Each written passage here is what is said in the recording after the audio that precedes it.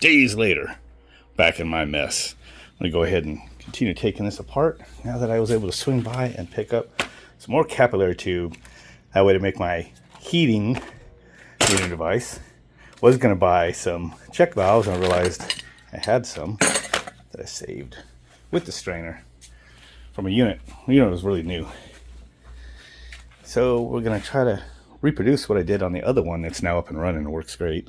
So I just took all the screws out of here, but just want to kind of see how it was. So here's your 4 ports for suction, 4 ports for the low pressure liquid line that would go to the indoor. You could tell that the top one, port D, was capped, so this was briefly used and had like an issue. Who knows what it was? Could have been an indoor unit issue. And you could tell people didn't have it sealed very good because this one had quite a few leaks. So, but just to mention again, the other unit on the side of my house was the exact same as this. It was like paired up with this unit, so I did the same conversion. Actually, before I pull this off, let's go take a look at it. This unit I had for several years. When I started working on it, it sat till like a month ago. It was with that other unit, same thing. It was a 4-port, 3-ton unit, and so this is now just a single port scroll compressor. I just want it for the slim cabinets, just to alleviate some space here. That their trailer that has to back up through here. Sucks when they put the cube units here. You can see where that was. That's why I pushed it back. When I got the house, the cube units were out about right here, you know, and do something you tell people not to do, and that's not to push the units close to the wall, but kind of had to, and my trailer barely misses this freaking unit. Had the Lennox cube one here. Originally was another good one. That was my first Frankenstein. Put a VFD and a 3-phase compressor in it. Ran the whole time perfectly until now. I put an identical 3-phase compressor and VFD in this one, and it's running as a 2-stage unit. So now I'm doing the next one, and actually the compressor and VFD from the Lennox will go into the other one. Identical VFDs, identical compressors, and hopefully, if I remember everything right, identical refrigerated piping, which is what I'm starting to commence with now. So this unit works great. It's quiet. I have the screws left out so I can pop this out. Look at it. Just sitting there idle. Yeah, those are accurate temperatures, buddy. It's like 72 degrees outside right now in Phoenix area. I need 2 hands to put that on. But yeah, it's working great. So let's go back to the indoor. Yep. So these just kind of hang on there. I'm going to take all these out. Kind of cool because I can reuse some of this stuff on other projects. I should have shown you one such thing is on the side of my heat pump. I reused some of these fittings to make a liquid and suction port valves. Let's take a look at that. So with some of those port valves I cut out of that unit, they're right here now. I just got kind of repurposed and capped off. I got 2 ports for the suction and 2 ports for the liquid line. And what I do here is, so 1 pair of liquid and suction goes to the outdoor coil, and then this other pair goes to a high wall inside my house, in the garage there, in that little mechanical room. Capillary tube heating device for that one, and a capillary tube going to this one, which is now an evaporator. So if I want to switch to this one, I just close this one, pump it down, and then open this one, and then it would use the outdoor coil instead. So right now it's using the indoor one. Oh, it's nice and cool. And the rotary compressor's getting, really burning hot. And that's what's going through the circulation pump to heat my water. And I just put this here, just so this is just a crappy doghouse.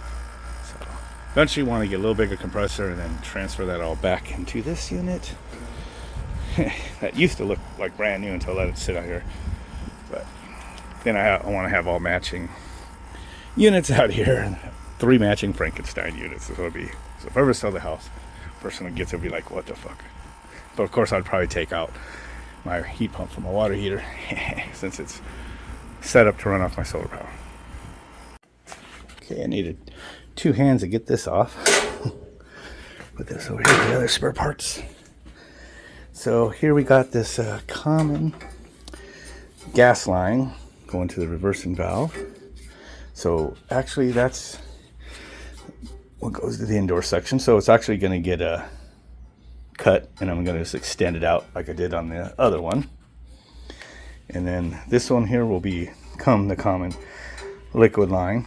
I'm going to repurpose it, so I'll just cut it somewhere, extend that out, and then just save all these parts. And look at this, 4 expansion valves for different projects. I might do another cutaway out of one to bring with me for show and tell. Need to build one, these cutaways with electronic board and everything, so I could step them and show people how they work.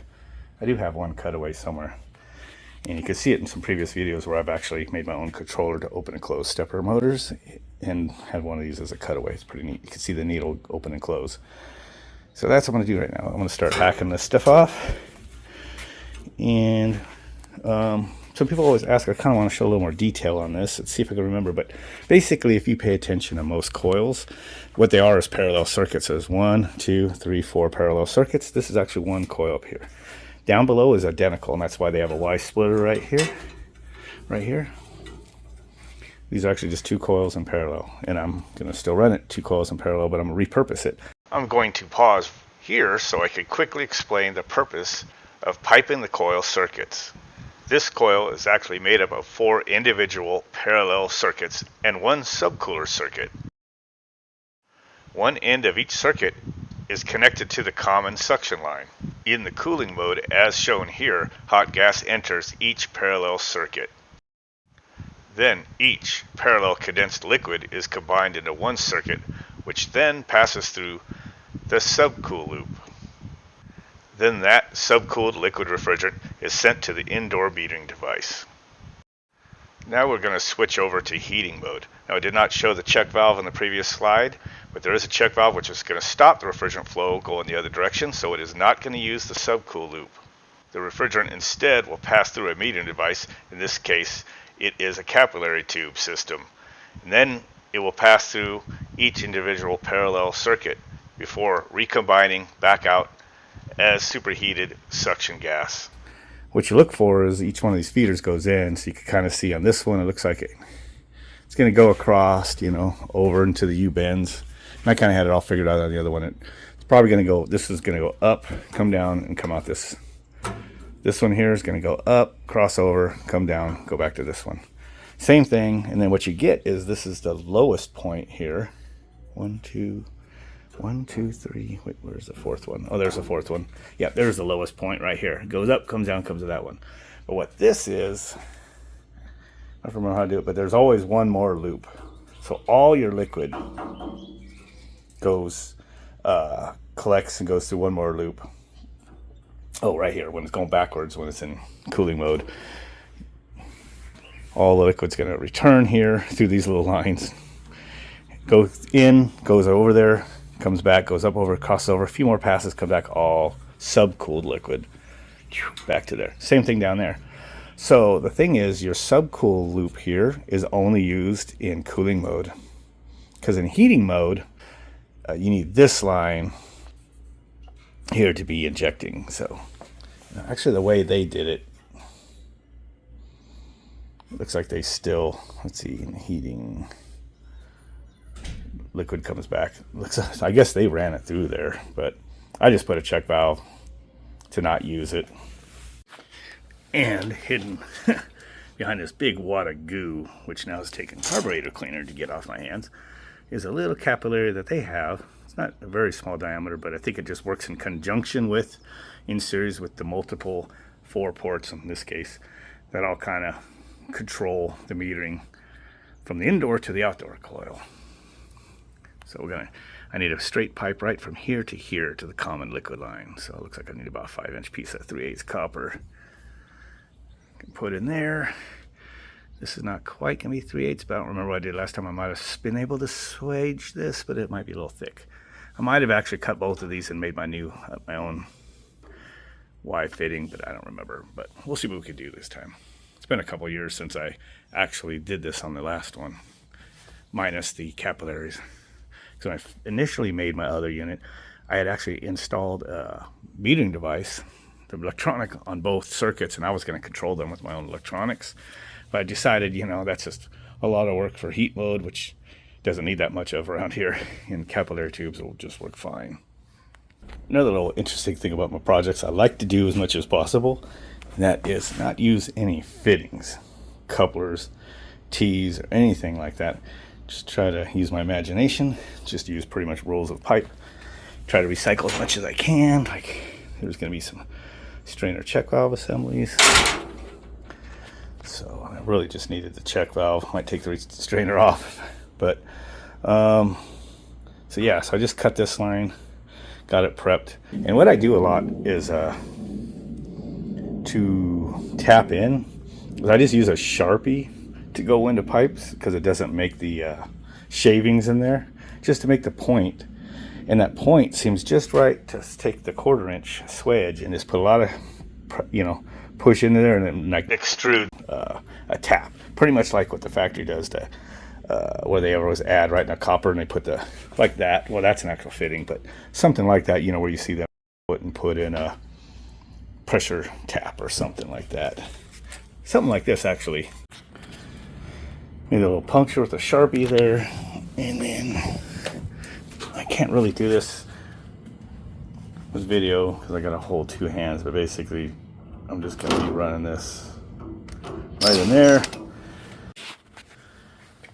There we go. And sometimes it kind of goes in instead of out as much as I like, but it's definitely not restricting the size inside there. Definitely not. And that's 3/8. That's only going to be doing 18,000 BTUs. Same thing down there. Most of the top section done. Getting ready to weld in. The capillaries, just want to show you here. So these are like 1/4 inch pipe that I put them in there. There's one. There's a nice one right there. Look at that. It's awesome looking. It just makes like a little section, like, I don't know, a little less than an 1/8 inch deep or so. Just stiff that if I can wedge the pipe in there, and I had to add a support when I did it and just weld it in there. Same thing down there, kind of attach the other end to something so it kind of stays there, so I can just get the weld just to kind of go perfectly, leaving it pretty open through here. I've opened up factory stuff and seen way worse than the stuff I make sometimes. So I just have this spread. I got 2 lengths of 32 inch, which like size 52.52 or whatever it is. So it's 9,000 BTUs each tube. So you got 2 on there, and there'll be 2 more down there. So I just got this made pre-bent with the, kind of bent over some. And these tubes, I push them way down in here. That way you just, because if you just barely push them in there, bad thing about capillary tubes or anything small is that you heat, and if your solder sucks in there, it'll suck back up into the tube. It'll follow the heat. So I got them down in here, probably down here. So, and I'm just going to concentrate the heat up here, just kind of cap it over and work it up. Get that done real quick. This is how I make these. I kind of punch a little hole with a Sharpie, and then you kind of use the 1/4 inch swedge and kind of push it in too somewhat. Sometimes you get lucky. So what you do is take this 1/4 inch pipe, and it kind of just goes in there just a little bit, but not down into the pipe, because you don't want it to block it in there. So just want to get it kind of in there and get it to support.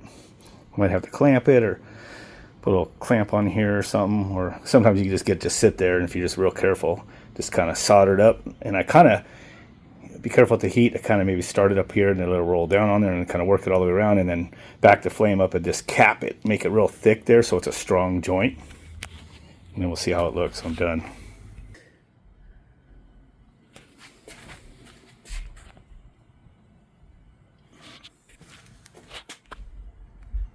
Oh, fuck yeah, see that?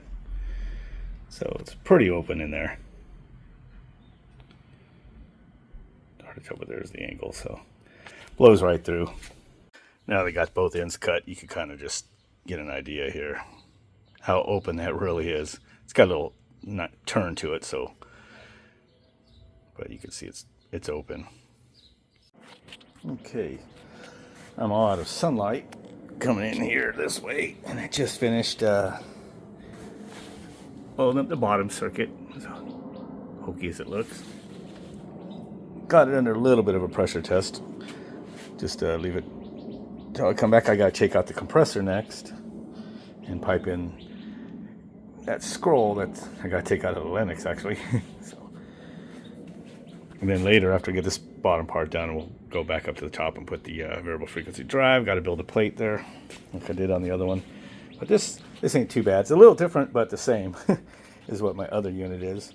So the way this works is this will be, so in cooling mode, this is liquid leaving, you're going to have your hot gas coming in, parallel branches come out all here. It's not going to favor going through the capillary tube, so it's going to just keep following the 3/8 line. It's going to go through a couple more of the passes for subcooling, come out, push through the strainer check valve, come back up to this Y. Same thing on the other circuit, come down parallel through here, go through the subcooler, come up, check valve, back into the Y, common line out to go to the indoor section.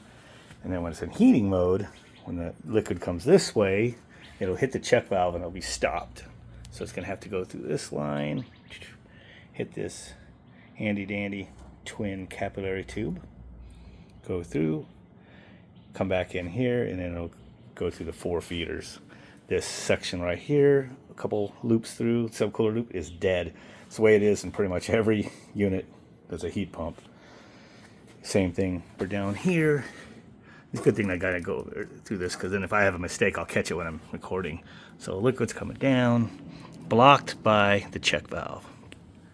So it's gonna have to go through this line right here, teed from the fitting in there, she saw me make, through here, through this little handy dandy. Look at that, I mean, that looks factory, man. And then it's gonna go feed into here, go this way, and go through the 4 circuits till it comes back to the common suction lines that are going to Y together to the reversing valve. That's heating mode.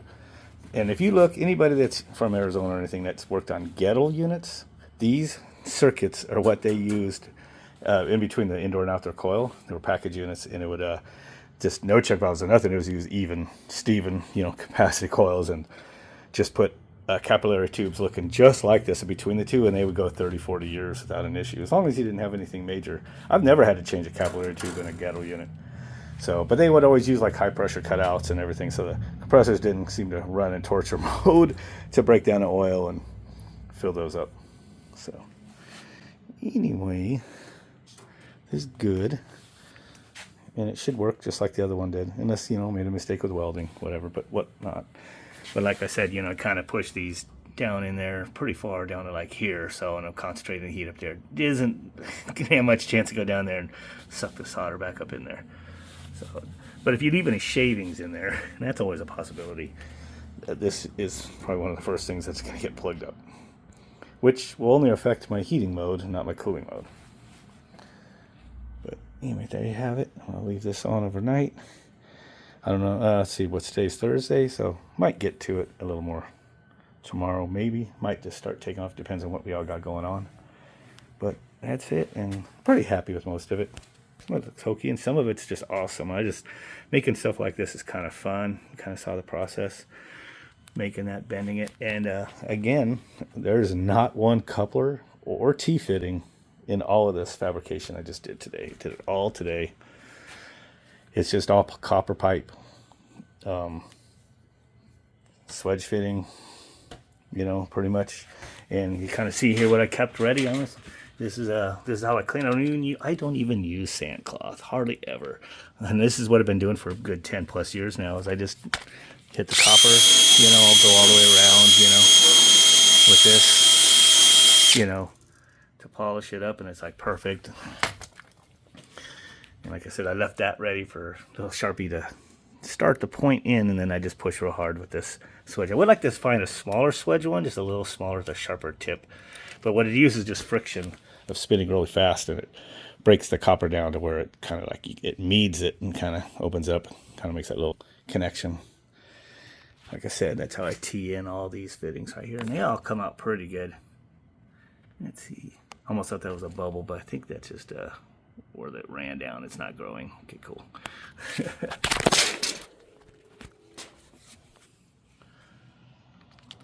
Spray this shit out of this stuff, so give that another little soak right there. I think that just ran down from up here. It carried a bubble on its way down, but it wasn't growing, so it's good. But like there's one, I don't know, I like making stuff like that. So parallel circuits to make the 3-ton outdoor coil unit. So all right, I'll stop or I'll keep rambling on. We'll catch you guys later. Continue on this.